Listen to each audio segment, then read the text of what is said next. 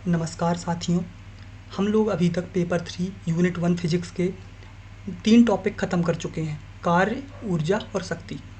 आज हम लोग इसका चौथा टॉपिक लेके आए हैं, घर्षण, जो कि अपने आप में ही बहुत बड़ा टॉपिक है। ठीक है, इसको हम इतने अच्छे से पढ़ेंगे क्योंकि इसके क्वेश्चन 90% एग्ज़ाम में देखने को मिलते हैं। घर्षण से बहुत अच्छे क्वेश्चन बनते हैं। इसमें हम विराम कोण, घर्षण कोण, एक भी टॉपिक बाहर नहीं जाने देंगे। ठीक है, हमने एकदम 11-12 को इससे लेके आए हैं, एकदम अंदर से लेके आए हैं इस टॉपिक को। ठीक है, तो इसमें हम एक भी क्वेश्चन बाहर नहीं जाने देंगे। इस क्वेश्चन मतलब एक बहुत बड़ा पार्ट है। ठीक है, इसको भी हमको अच्छे से पढ़ना है क्योंकि इससे क्वेश्चन आते ही आते हैं। तो चलिए आज हम घर्षण को स्टार्ट करते हैं। ठीक है, तो घर्षण, सबसे पहली चीज़ तो घर्षण होता क्या है। ठीक है, तो घर्षण होता क्या है, आपको यहाँ दिख रहा होगा दो, एक दिख रही होगी वस्तु, एक दिख रहा होगा, ये मान लीजिए ये हो गया, ये गुटका है, एक ये वस्तु है, ठोस वस्तु है, और ये आपको यहाँ पे दिख रहा होगा एक समतल। ठीक है, आपको मैं नॉर्मल लैंग्वेज में से बताऊँ तो इसमें आपको एक मान लीजिए ये कार है, ये कार चल रही है, और किस पे चल रही है, ये रोड पे चल रही है, ये गति कर रही है। कोई भी वस्तु अगर स्थिर है तो उसमें घर्षण बल नहीं लगेगा, उसको गति करना ही होगा। मान लीजिए इस तरफ गति कर रही है, तो जो ये स्पर्श, दोनों स्पर्श तो करेंगे ना, ऐसा तो नहीं कि हवा में कार चलेगी, नहीं, दोनों एक दूसरे को स्पर्श करेंगे। तो जो इसके टायर हैं ना, जो इसके पहिए हैं, पहिए और ये समतल के मध्य जो बल लगता है, किसके विपरीत बल लगता है, ये गति की दिशा के विपरीत बल लगता है। याद रखिएगा, जब गति वस्तु करेगी इस तरफ बल लगेगा, समझ रहे हैं। गति की दिशा के विपरीत बल किसके मध्य, कार के पहिए के मध्य और समतल के मध्य, रोड के मध्य, ये जो बल लगेगा इसी को हम बोलते हैं घर्षण बल। यहाँ पे भी आप देख रहे होंगे, ये जो तल दिख रहा है, ये जो समतल दिख रहा है, ये गुटका दिख रहा है, इसके जब ये दोनों स्पर्श कर गए तो इसके दोनों के मध्य जो बल लगा है यही होगा घर्षण बल। और ये गति की दिशा के कहाँ पे लगा है, विपरीत लगा है, गति की दिशा के विपरीत लगा है, मतलब जितनी गति की दिशा होगी उसके विपरीत घर्षण बल।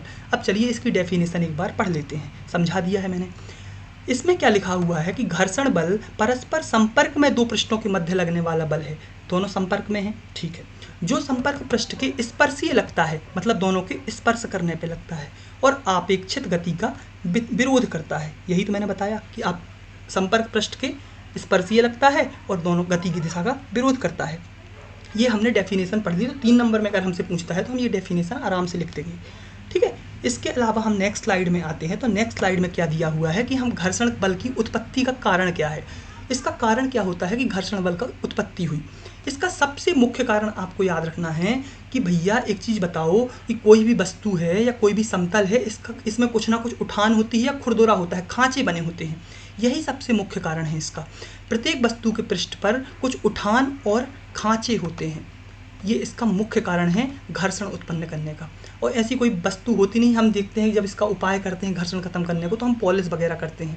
ठीक है, तो ये इससे घर्षण खत्म हो जाता है। तो प्रत्येक वस्तु में कुछ उठान और खांचे होते हैं जिसके कारण घर्षण बल की उत्पत्ति होती है। ये इंपॉर्टेंट है, ये याद रखना है। घर्षण बल की उत्पत्ति का मुख्य कारण क्या होता है कि उसमें कुछ उठान और खांचे होते हैं जिसके कारण घर्षण बल की उत्पत्ति होती है। ठीक है, एक दूसरे में फंस जाते हैं जब वो खिसकाते हैं तो। ठीक है, गति की दिशा के विरोध में लगता है, ये आपको दिख रहा होगा इसमें भी। ठीक है, इसके अलावा हमें 2 चीज़ें याद रखना है इसमें, और सबसे इंपॉर्टेंट कि ये 3 नंबर में क्वेश्चन बनते हैं, आप इनको हाईलाइट कर लेना। 3 नंबर में क्वेश्चन बनते ही बनते हैं इसमें, इनको हाईलाइट कर लीजिए। ससंजक बल और आसंजक बल। तो आसंजक बल क्या होता है कि कोई भी 2 भिन्न पदार्थ हैं, विभिन्न पदार्थों के मध्य, जो कोई भी 2 पदार्थ हैं उनके अणुओं के मध्य लगने वाला आकर्षण बल। विभिन्न पदार्थ मतलब अलग अलग पदार्थ, उनके मध्य लगने वाला आकर्षण बल क्या है, असंजक बल है। और ससंजक बल क्या है कि कोई भी पदार्थ, एक ही पदार्थ है, वो एक ही पदार्थ है और अणुओं के मध्य लगने वाला आकर्षण बल क्या होता है, ससंजक बल होता है। ये 3 नंबर में आपको तैयार कर लेना है। इसकी उदाहरण मैं बता दे रहा हूँ। असंजक बल जो होता है इसका उदाहरण आपको देखने को मिलता है, आपने देखा होगा कि जब हम कोई, जैसे मान लीजिए आपने यहाँ पे देखा होगा कि हम पारा होता है, आपने मरकरी सुना है ना, पारा होता है। पारा में जब हम पानी डालते हैं, पारा को जब हम कोई भी या स्टील के बर्तन में रखते हैं या उसमें रखते हैं तो वो स्टील के बर्तन में चिपकता नहीं है। ठीक है, यहाँ पे ये देखने को मिलता है असंजक बल में। लेकिन ससंजक बल में आपको देखने को मिलेगा जब पारा है, और नहीं पारा नहीं, कांच ले लीजिए और पानी ले लीजिए, यहाँ पे ससंजक बल देखने को मिलता है। ठीक है, तो यहाँ पे ये इसके उदाहरण आप लिख सकते हैं। ठीक है, इसके अलावा आपको ये चीज़ याद रखना है कि आपने ये पढ़ ही लिया है कि संपर्क पृष्ठों की प्रकृति पर निर्भर करता है। जैसे खुरदुरे होंगे वैसा होगा, या चिकने होंगे उस हिसाब से उसकी प्रकृति पर निर्भर करता है घर्षण। ठीक है, घर्षण बल ये तो होता ही नहीं है कि जीरो हो जाए, ये असंभव है, ये होना क्या है, असंभव है, ये कुछ ना कुछ घर्षण बल होगा ही होगा। गति, ये महत्वपूर्ण तथ्य में देख लीजिए, गति विरोधी बल है, या आप ये देख सकते हो गति की विपरीत दिशा में लगता है, और दो घर्षण बलों के मध्य का मान शून्य नहीं हो सकता, दो पृष्ठों के मध्य घर्षण कभी शून्य नहीं हो सकता है। ठीक है, हमने ये घर्षण बल की उत्पत्ति के कारण पढ़ लिए। ठीक है, अब आते हैं नेक्स्ट पॉइंट पे। तो नेक्स्ट पॉइंट क्या बोला है कि स्थैतिक घर्षण और इसका सीमांत मान, मतलब हमको इसमें दो टॉपिक पढ़ने हैं, एक होता है स्थैतिक घर्षण, एक होता है सीमांत घर्षण। तो स्थैतिक घर्षण आपको हम इससे पढ़ाएंगे। आप देखिए इस स्लाइड को, आपको यहाँ पे देखने को मिल रहा होगा कि ये आप देखिए ये बाह्य बल है F, ये दिख रहा है F, और ये दिख रहा है आपको घर्षण बल। ये दोनों बराबर हैं कहीं ना कहीं, ये दोनों यहाँ पे बराबर हैं। ठीक है, ये दोनों यहाँ पे बराबर हैं, मतलब आपको स्थैतिक घर्षण आपको यहाँ धीरे धीरे बढ़ता हुआ दिख रहा होगा। हम थोड़ा थोड़ा बल लगा रहे हैं, लेकिन आपको यहाँ पे दिख रहा होगा कि लगा तो रहे हैं बल, लेकिन वस्तु खिसक नहीं रही है, वस्तु खिसक नहीं रही है। मतलब स्थैतिक घर्षण वह होता है कि हम कोई भी एक अल्प परिमाण का बल, एकदम छोटा बल लगाते हैं, एकदम छोटा बल लगाते हैं जिससे वस्तु खिसकती नहीं है, वहीं पर रुकी रहती है, वो होता है स्थैतिक घर्षण बल। बहुत छोटा सा बल लगाते हैं जिससे वस्तु खिसकती नहीं है, जहाँ पे या फिर बराबर बल लगाते हैं या फिर बाह्य बल से कम बल लगाते हैं। ठीक है, वो होता है स्थैतिक घर्षण। लेकिन इसके यहाँ पे जो ये दिख रहा है ना आपको, ये जैसे ही हम इसको पार करेंगे, जैसे हमने यहाँ पे इस जो बाह्य बल है इससे ज़्यादा बल हमने लगा दिया यहाँ से, और जैसे ही हम इसको आगे बढ़ गए, तो ये जो मैक्सिमम वैल्यू होती है ना, इसी को हम बोलते हैं सीमांत घर्षण। सीमांत घर्षण वह होता है जब वस्तु एकदम फिसलने लगती है, फिसलने वाली होती है, वो होता है सीमांत घर्षण। वह बल, वह मैक्सिमम बल जिसके कारण वस्तु रुकी हुई होती है और वस्तु एकदम से फिसलने लगती है, वो होता है क्या, सीमांत घर्षण। लेकिन अब यहाँ पे आपको देखने मिल रहा होगा कि ये धीरे धीरे वैल्यू कम होती जा रही है और ये चल गया आगे, तो आपको ये देखने मिल रहा है कि ये होता है गतिक घर्षण। गतिक घर्षण क्या होता है हम आगे पढ़ेंगे इसमें, लेकिन इसमें मैं बता दे रहा हूँ कि यह क्या होता है कि ये एक निश्चित वेग से किसी वस्तु को चलाने के लिए आवश्यक होता है, एक समान वेग से वस्तु चली जाए। ये जो गतिक घर्षण होता है, गतिक घर्षण हमेशा सीमांत घर्षण और स्थैतिक घर्षण से कम होता है। ठीक है, इसमें मैंने आपसे ग्राफ से बता दिया। अब इसकी डेफिनेशन हम पढ़ लेते हैं। तो डेफिनेशन में क्या बोला है आप पढ़िए इसको, देखिए। अब यदि वस्तु पर अल्प परिमाण का कोई बल इस प्रकार लगाया जाता है कि वस्तु स्थिर ही रहती है, तो वस्तु पर संपर्क पृष्ठ के स्पर्शीय तथा बाह्य आरोपित बल की विपरीत दिशा में स्थैतिक घर्षण बल लगता है। जब वस्तु स्थिर रहती है तो इसका बल या फिर बराबर व विपरीत होता है, बाह्य बल के बराबर या विपरीत होता है, आपको पता है ये। ठीक है, वस्तु स्थिर रहती है, हमने क्या पढ़ लिया, ये स्थैतिक घर्षण। लेकिन इसमें आपको दिख रहा होगा कि सीमांत घर्षण, आप देखिएगा सीमांत घर्षण यहाँ पे ये दिख रहा है आपको कि दो संपर्क पृष्ठों के मध्य लगने वाला वह अधिकतम स्थैतिक घर्षण, मतलब वह अधिकतम स्थैतिक घर्षण बल जिसके उपरांत बाह्य बल का परिमाण थोड़ा सा ही बढ़ाने से एक वस्तु दूसरी वस्तु के पृष्ठ पर फिसलने लगती है। मैंने बताया ना कि जब वस्तु चलने लगती है, जब कोई भी चीज़ फिसलने लगती है तो उसको बोलते हैं सीमांत घर्षण। ये सबसे ज़्यादा होता है। ठीक है, ये हमने दो चीज़ें पढ़ ली इसमें, स्थैतिक घर्षण और सीमांत घर्षण। अब नेक्स्ट टॉपिक पे आते हैं। हमने ये ग्राफ से समझ लिया है गतिक घर्षण को भी, तो नेक्स्ट टॉपिक क्या है, गतिक घर्षण देखने को मिलता है। मतलब अब क्या है, इसमें हमने पढ़ लिया जब फिसलना प्रारंभ करने के बाद, फिसलना प्रारंभ कर दिया है वस्तु ने, और फिसलना प्रारंभ करने के बाद यहाँ पे देखने को मिल रहा है जब वस्तु एक समान वेग से बनाए रखने के लिए आवश्यक बल को क्या बोलते हैं, गतिक घर्षण। जब वस्तु को एक समान वेग से आगे बढ़ाना हो, इसको हम Fk से व्यक्त करते हैं, प्रदर्शित करते हैं, ये याद रख लेना। ठीक है, हमने ये भी बता दिया था कि Fk का मान हमेशा Fs से छोटा होता है, Fs से कम होता है। ठीक है, ये हमने पढ़ लिया गतिक घर्षण। हमने एक ग्राफ से तीनों को समझ लिया था। ठीक है, इसके आगे हम बढ़ते हैं। अब तो आगे घर्षण के नियम दिए हुए हैं। तो घर्षण के 3 नियम होते हैं, आपको ये याद रखना है। क्या याद रखना है, घर्षण के कितने नियम, 3 नियम होते हैं। पहला नियम तो यही याद रखना है कि हमने जो पढ़ा था कि जो घर्षण है, घर्षण किस चीज़ पर निर्भर करता है, घर्षण किस चीज़ पर निर्भर करता है, पृष्ठों की प्रकृति पर निर्भर करता है, ना कि क्षेत्र पर और आकृति पर। उसकी जो पृष्ठ हैं, जो समतल हैं, वो चिकने हैं या खुरदुरे हैं, उस पर निर्भर करता है। पहला नियम ये बोलता है। दूसरा नियम ये बोलता है कि सदैव समानांतर लगता है, मतलब स्पर्शीय लगता है, तो वस्तुओं के जहाँ स्पर्श करती हैं वहाँ पे लगता है, और गति की दिशा के विपरीत लगता है। ये दूसरा नियम हो गया। तीसरा नियम क्या बोलता है, ये याद रखना है आपको, इसमें बता रहा हूँ, इसको समझा रहा हूँ, ये इंपॉर्टेंट है, इससे न्यूमेरिकल आ सकता है, इससे क्वेश्चन पूछ सकता है डायरेक्टली, घर्षण गुणांक होता क्या है, 3 नंबर में डायरेक्टली पूछ सकता है, इसलिए मैं बता दे रहा हूँ। देखिए, आपको यहाँ पे देखने को मिलता है, ये लग रहा है F, और ये लग रहा है, ये गति की दिशा के विपरीत, यहाँ पे ये लग रहा है बाह्य बल, कैपिटल F, ठीक है, और यहाँ पे लग रहा है स्मॉल f, मतलब घर्षण बल। अब आपको ये देखने को मिलता है इसका एक परिणामी होता है, अभिलंब प्रतिक्रिया बोलते हैं इसको, हम अभिलंब प्रतिक्रिया बोलते हैं। ये होता है r, क्या होता है, r इसका परिणामी होता है। तो इस नियम में ये बोल रहा है कि जो ये घर्षण बल होता है ना, ये घर्षण बल होता है, ये अभिलंब प्रतिक्रिया के अनुक्रमानुपाती होता है। मतलब अभिलंब प्रतिक्रिया के अनुक्रमानुपाती होता है, ये होता है क्या, घर्षण बल। ठीक है, अब इसमें क्या होता है, इसमें एक, जैसे हम मान लीजिए इसमें जब अनुक्रमानुपाती हटाते हैं तो इसमें एक आता है नियतांक। ये नियतांक म्यू एक नियतांक है जिसको हम बोलते हैं घर्षण गुणांक, समतल पृष्ठों का घर्षण गुणांक, कोफिशिएंट ऑफ फ्रिक्शन बोलते हैं, जिसको हम म्यू से व्यक्त करते हैं। तो म्यू का डायरेक्टली घर्षण गुणांक आपसे क्वेश्चन पूछ सकता है, घर्षण गुणांक क्या होता है, तो म्यू इक्वल्स टू होता है एफ अपॉन आर, मतलब घर्षण बल डिवाइड बाई अभिलंब प्रतिक्रिया। आपसे यहाँ से डायरेक्टली क्वेश्चन पूछ सकता है, या फिर म्यू की वैल्यू दे देगा और आर की वैल्यू दे देगा, आपसे पूछ लेगा एफ बताइए, इसमें कोई भी वैल्यू देके आपको डायरेक्टली क्वेश्चन पूछ सकता है न्यूमेरिकल में भी। तो इसको आप अच्छे से प्रिपेयर कर लीजिएगा। तो ये हो गए हमारे 3 नियम घर्षण के। अब आते हैं नेक्स्ट स्लाइड में। तो नेक्स्ट स्लाइड में देखते हैं क्या दिया हुआ है।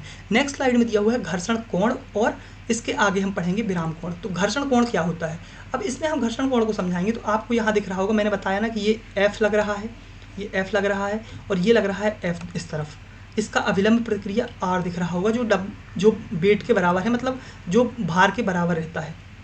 ठीक है, ये दिख रहा है। अब इसमें क्या होता है कि इसका एक परिणामी होता है, हमने एक परिणामी खींच दिया, ये इसका परिणामी है। ठीक है, इसका एक परिणामी है, जैसे हम निकाल देते हैं ना साइन थीटा कोस थीटा में चेंज करते हैं, उसी तरह हमने इसको एक परिणामी खींच दिया। अब इसमें क्या बोलता है घर्षण कोण में, घर्षण कोण यही बोलता है कि जो Fs होता है या स्थैतिक घर्षण का मान होता है, और जो अभिलंब प्रतिक्रिया होती है, अभिलंब प्रतिक्रिया होती है, इसका एक परिणामी होता है। इसका परिणामी और अभिलंब प्रतिक्रिया के बीच में जो कोण बनता है, ये कोण बन रहा दिखाई दे रहा है, ये होता है घर्षण कोण। ये परिणामी और इसका R के मध्य जो कोण बन रहा है, इसको बोलते हैं हम क्या, घर्षण कोण। तो घर्षण कोण आप यहाँ पे देख लो, तो जो सीमांत घर्षण बल दिख रहा है Fs, और अभिलंब प्रतिक्रिया का परिणामी हमने बीच में खींचा है, और अभिलंब प्रतिक्रिया से बनने, मतलब अभिलंब प्रतिक्रिया से बनने वाला कोण क्या कहलाता है, घर्षण कोण कहलाता है। इसे हम किससे, लैम्डा से प्रदर्शित करते हैं। ठीक है, यहाँ पे आपको W दिख रहा होगा जो कि R के बराबर है, ये देख लेना, लिख देना आप अगर पूछता है 5 नंबर में तो। और बाकी F दिख रहा है, Fs दिख रहा है, R दिख रहा है, ये चारों चीज़ बता दोगे आप। और डायरेक्टली आप यहाँ पे सबसे इंपॉर्टेंट चीज़ याद कैसे रखना है कि ये एक चीज़ बताइए, आपसे मैं बोलूँ कि इस लैम्डा आपको दिया हुआ है, 10 लैम्डा की वैल्यू निकालिए। तो हम लोग पढ़ लेते हैं ना कि लंब बटा आधार, तो Fs divide by R directly लिख सकते हैं, Fs divide by R। Fs divide by R आपको 10 लैम्डा की वैल्यू देखने को मिलेगी। जो Fs डिवाइड बाई R अपन घर्षण गुणांक पढ़ चुके हैं F अपॉन R, तो ये हो जाएगा म्यू एस। तो ये डायरेक्टली आपको देखने को मिलेगा कि स्थैतिक घर्षण गुणांक जो होता है, म्यू एस दिख रहा है ना ये, इसी तरह गतिक घर्षण गुणांक होता है म्यू के, इसी तरह लोटनिक घर्षण गुणांक होता है म्यू R। ठीक है, तो ये म्यू एस जो दिख रहा है ना, स्थैतिक घर्षण गुणांक है, ये दोनों बराबर होते हैं। जो मतलब एक हिसाब से घर्षण कोण की स्पर्शज्या का मान और स्थैतिक घर्षण गुणांक के बराबर होता है। ये चीज़ आपको याद रख लेना, ये हो गया अपना घर्षण कोण। इसी तरह हम आगे पढ़ेंगे विराम कोण की। विराम कोण क्या होता है, तो विराम कोण क्या होता है, तो विराम कोण को आपको पढ़ना है। एक चीज़ बताइए, जब कोई वस्तु फिसलना प्रारंभ ही करती है, ये वस्तु यहाँ से फिसलना इसने प्रारंभ ही किया है, बिल्कुल फिसलने वाली है। ठीक है, तो इसका जो भार होगा ये mg होगा, आपको पता है W होगा, mg होगा, मतलब इसका द्रव्यमान इंटू गुरुत्वीय त्वरण। ठीक है, तो ये mg इसका भार है। इसके दो ये परिणामी है, तो इसके हमने दो इसके क्या निकाल दिए, लंबवत, और एक निकाल दिया समानांतर, 2 अवयव निकाल लिए इसके हमने। तो इसका mg cos थीटा क्या हो गया, एक अवयव, और लंबवत वाला अवयव एक हो गया mg sin थीटा, समानांतर वाला अवयव, समतल के अनुदिश वाला अवयव। ठीक है, तो यहाँ पे आपको दिख रहा होगा कि जो mg cos थीटा है ये r के बराबर है, दोनों एक दूसरे के विपरीत हैं, r के बराबर है, और fs के बराबर mg sin थीटा है। ठीक है, तो यहाँ पे हमने डायरेक्टली लिख लिया कि Fs equals to mg sin theta, और r upon r equals to mg cos theta. हमने म्यू एस पढ़ा है, म्यू एस की वैल्यू क्या पढ़ी है हमने, म्यू एस की वैल्यू पढ़ी है हमने F अपॉन R। तो डायरेक्टली Fs अपॉन R कर दें यहाँ पे। Fs अपॉन R जब करेंगे अपन, तो mg sin theta divide by mg cos theta हो जाएगा, यहाँ पे देखने को मिलता है। तो म्यू एस इक्वल्स टू हो जाएगा, वो tan थीटा हो जाएगा, mg कैंसिल हो जाएंगे। इसमें भी म्यू एस की वैल्यू क्या आएगी, tan थीटा आएगी। ये होता है अपना विराम कोण। इसमें भी यही लिखेंगे कि विराम कोण की स्पर्शज्या का मान स्थैतिक घर्षण गुणांक के बराबर होता है। मतलब आपको यहाँ पे एक चीज़ और देखने को मिलती है कि tan theta equals to tan lambda होता है। विराम कोण और घर्षण कोण हमेशा बराबर होते हैं। ठीक है, क्योंकि म्यू एस दोनों की वैल्यू होती है। ये आप लिख लोगे, ठीक है, आपकी इसकी डेफिनेशन देख लो एक बार कि नत समतल पर सीमांत समतल की स्थिति में होता है, जब फिसलने ही वाला होता है तो क्षैतिज झुकाव से कोण बनता है, विराम कोण कहते हैं। ये हमने डायरेक्टली पढ़ लिया। ठीक है, इसके आगे हम आगे बढ़ते हैं तो आगे क्या दिया हुआ है, लोटनिक घर्षण। जब वस्तु को लुढ़काते हैं, जब वस्तु को किसी पृष्ठ पर लुढ़काया जाता है तो उसके मध्य लगने वाला घर्षण बल, डायरेक्टली लिख दोगे आप। सबसे कम मान होता है इसका गतिक घर्षण और स्थैतिक घर्षण से सबसे कम मान किसका होता है, लोटनिक घर्षण का होता है। ठीक है, इसको हम डायरेक्टली बता देंगे, कोई बड़ी चीज़ नहीं है इसको। ठीक है, अब नेक्स्ट स्लाइड में आते हैं। नेक्स्ट स्लाइड में क्या बोला है, घर्षण से लाभ, क्या लाभ नहीं होते आप ये पूछिए। आपको मैं लाभ डायरेक्टली आपके दैनिक जीवन से बताता हूँ। देखिए सुनिए, आप खाना खाते हैं, दांत से भोजन को चबाते हैं तो वो हो गया घर्षण का लाभ। यहाँ पे आपको लिखा हुआ दिखेगा कि दांत से अन्न चबाते हैं या रोटी का आटा चक्की से पीसते हैं, ये हो गया क्या, घर्षण के लाभ। दूसरी चीज़, आपको जो रेलें वगैरह या वाहन वगैरह चलते हैं इसके माध्यम से ही चलते हैं। हम खुद जो पैरों के माध्यम से चल पाते हैं इसके माध्यम से चल पाते हैं। अग्नि जो उत्पन्न हुई है वो दो पत्थरों को घिसने से ही हुई है, घर्षण के कारण ही हुई है। ब्रेक लगाकर रोकना इसके कारण ही होता है। ये इसके लाभ हो गए। बहुत से लाभ हैं, आप अपने दैनिक जीवन को लेके देखिए तो आपको बहुत से लाभ यहाँ पे देखने को मिल जाएंगे घर्षण के। ठीक है, इसके आगे बढ़ते हैं हम तो आपको देखने को मिलेगा, आपने कभी पिच पे कोई भी क्रिकेट की पिच बनाई होगी किसी ने, तो आपको रोलर को ढकेलने की अपेक्षा खींचना आसान लगता होगा। आगे से खींचते हैं तो बहुत आसानी से खिंच जाता होगा, पीछे से ढकेलते होंगे तो नहीं जाता होगा आगे। इसका रीज़न क्या होता है, घर्षण ही होता है, घर्षण के कारण ही ऐसा होता है। तो घर्षण कारण कैसे होता है इसको हम आज समझेंगे। ठीक है, इसमें आपको दो डायग्राम दिख रहे हैं, एक डायग्राम ये दिख रहा है और एक डायग्राम ये दिख रहा है। इसमें हम पीछे से धक्का लगा रहे हैं, इसमें हम आगे से खींच रहे हैं, ये दिख रहा है। अब आपको यहाँ पे दिख रहा होगा कि भैया जब आपने पिच खींची होगी तो ऊपर ही रहता है, व्यक्ति के हाथ ऊपर ही रहते हैं, सीधे नहीं रहते हैं। तो ये आपको यहाँ पे देखने को मिल जाएगा एफ। ठीक है, एफ यहाँ से लगता है। तो आपको यहाँ इसके दो परिणामी देख लो आप, एफ कॉस थीटा और एफ साइन थीटा। इसी तरह इसके भी आप आगे से खींचते हो तो एफ साइन थीटा और एफ कॉस थीटा, ये दो चीज़ मिल गई। अब आपको दिख रहा होगा कि आर और डब्लू क्या है, बराबर है। डब्लू नीचे लग रहा है और अभिलंब प्रतिक्रिया ऊपर लग रही है, तो आर इक्वल्स टू डब्लू कर दोगे। लेकिन यहाँ पे डब्लू की दिशा में देखिए आप, दोनों चित्रों में देखिए आप, दोनों भी डायग्राम में आप देखिए, यहाँ डब्लू जो है, डब्लू और एफ साइन थीटा एक ही दिशा में लग रहे हैं, मतलब W plus F sine theta हो जाएगा, इक्वल्स टू आर होगा। यहाँ पे आपको देखिएगा R W minus F sine theta. मतलब आपको इस चीज़ से समझ में आ रहा होगा कि जो बल है, जो ये आपको भार दिख रहा है, भार किस में कम होगा, भार किस में कम होगा, इसमें आप देख रहे हैं कि एफ साइन थीटा जो बल लग रहा है उसका भार माइनस हो जा रहा है। मतलब आपको इस चीज़ से डायरेक्टली समझ में आ रहा होगा कि एफ साइन थीटा जो है इसमें घट रहा है और इसमें बढ़ रहा है, उतना भार जुड़ रहा है। मतलब खींचना आसान होगा और ढकेलना थोड़ा टफ लगेगा आपको। ठीक है, ये आप यहाँ से थोड़ा समझ लेना आप, मैंने समझा दिया, वैसे कोई दिक्कत नहीं जाएगी इसमें अब। ठीक है, अब आते हैं अपन नेक्स्ट स्लाइड में। नेक्स्ट स्लाइड क्या बोलती है, नेक्स्ट स्लाइड ये बोलती है कि घर्षण बढ़ाने के उपाय क्या है। भैया आपसे पूछ रहे उपाय क्या है, घर्षण बढ़ाने के उपाय क्या हो सकते हैं। आप भैया एक चीज़ बताओ, टायर जो है, घर्षण बढ़ाना है अपने को, टायर हैं, कोई कार चलती है उसके खांचे ज़्यादा कर दो, जूतों का तल जो है खुरदुरा बना दो। ठीक है, मशीनों में लगे पट्टे में चिपचिपा तरल पदार्थ डाल दो। आपने चक्की चलती देखी होगी, उसमें वो लगाते हैं, क्या बोलते हैं उसको, काला काला कुछ बोलते हैं उसको, क्या बोलते हैं उसको, नाम याद नहीं आ रहा मेरे को। उसमें कुछ डालते हैं जिससे वो ज़्यादा अच्छे से घर्षण होता है। चिकनी बस सतह में सूखी मिट्टी वगैरह डाल दो, ये घर्षण बढ़ाने के उपाय हो गए। ठीक है, अब घर्षण की हानियाँ क्या होती हैं भैया, अब एक चीज़ बताओ, घर्षण जब ज़्यादा होगा, आपने देखा होगा टायर घिस जाते हैं, गाड़ियों के टायर घिस जाते हैं। ठीक है, पुर्जे घिस जाते हैं, मशीनों की दक्षता कम हो जाती है। जो मशीन पहले ज़्यादा काम करती रहती है उसके जब पुर्जे घिस जाएंगे तो मशीनों की दक्षता कम हो जाएगी। ऊर्जा ज़्यादा लगती है, जब ज़्यादा घर्षण होगा तो ऊर्जा ज़्यादा लगेगी किसी भी वस्तु को लेके। ठीक है, ये आप हानियाँ लिख दोगे इसके आगे जब बढ़ें तो आगे क्या बोला है, आगे बोला है घर्षण को कम कैसे कर सकते हैं हम। घर्षण कम करने के उपाय आपसे 5 नंबर में पूछ सकता है ये क्वेश्चन डायरेक्टली, घर्षण कम करने के उपाय बताइए। तो हमें सबसे पहली चीज़ तो याद रखना है कि हम पॉलिश कर देते हैं। पॉलिश कैसे कर देते हैं, कोई भी चीज़ में जब घर्षण होती है तो हम पॉलिश कर देते हैं, जिसके कारण घर्षण रुक जाता है। दूसरी चीज़ आपने देखा होगा, ल्यूब्रिकेंट, स्नेह का उपयोग कर देते हैं। मैंने बताया ना कि चक्की के पट्टे में डालते हैं वो चीज़, कोई उसको कुछ बोलते हैं, ग्रीस वगैरह लगाते हैं, आपने देखा होगा, वो सब चीज़ें हो गई। बॉल बियरिंग, आपने टायर देखे हैं, गाड़ी के टायर कभी खुला देखा है आपने, कार का टायर कभी खुला देखा है, उसमें एक बियरिंग लगी होती है जिसमें स्टील के छर्रे टाइप के लगे रहते हैं, वो घूमते हैं। उसका उपयोग करके हम डायरेक्टली लोटनिक घर्षण में चेंज कर सकते हैं, जिस कारण लोटनिक घर्षण में क्या होता है, लोटनिक घर्षण का मान सबसे कम होता है। ये छर्रे आपको दिख भी रहे हैं, बेयरिंग देखते हैं आप, टायर कभी खुला देखना किसी भी गाड़ी का तो उसमें आपको ये देखने को मिल जाएगा। तो ये लोटनिक घर्षण में चेंज हो जाता है, जिसके कारण यहाँ पे घर्षण कम होता है। और किसी भी आकृति दे दें अपन, धारा रेखा कोई भी ऐसी आकृति दे दें जिसमें घर्षण कम हो रहा हो। तो भैया ये हमने आज पढ़ लिया, घर्षण को पूरी तरह से कंप्लीट कर लिया है हमने, एक भी टॉपिक बचा नहीं है। ठीक है, इसके मैं क्वेश्चन बाद में डाल दूंगा, क्वेश्चन मैंने अभी बनाए नहीं है इसके क्वेश्चन में संभावित प्रश्न इसके बनाकर डाल दूंगा। एक भी क्वेश्चन बाहर नहीं जाएगा इससे, इसको ही पढ़िए। 11th-12th से जितना मेरे से निकालते आया मैंने निकाला है इसमें। ठीक है, तो चलिए भैया, धन्यवाद, क्लास को देखना नहीं भूलिएगा। ठीक है, धन्यवाद।